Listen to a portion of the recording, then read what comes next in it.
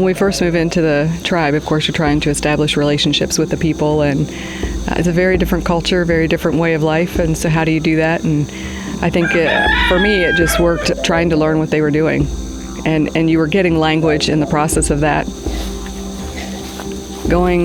Trekking through the mud and the muck and the jungle to get out to scrape sago with the ladies, and eating grub worms with them, sticky sago paste and pig meat, and just being able to help the ladies do different things, carry firewood or whatever. Hopefully that was beginning to show them my care for them and my desire to be their friend and be a help to them.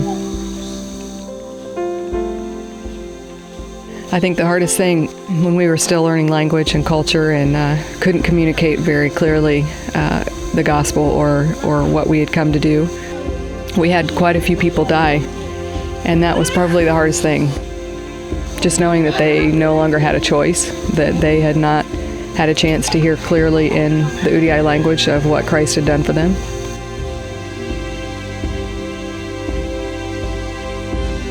The death wail and just knowing where they were for eternity was probably the most difficult thing that we faced. Now that we have believers, now we have hope, and if one of those believers dies, we know where they will spend eternity. No matter, the days when it was hard and you thought, what am I doing here? You just kept remembering that He's worthy of their glory, and so how could it not be worth it?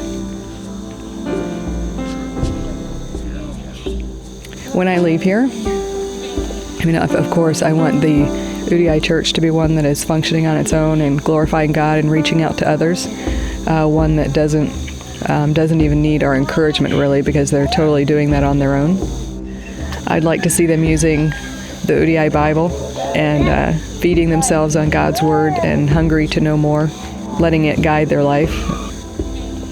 But that too, someday there would be others, younger folks that would want to come behind and say, okay, I would like to be able to accomplish this task in the way that this team did. Not for our glory, but that they've seen Christ through me and they've seen God at work and want to follow in those footsteps.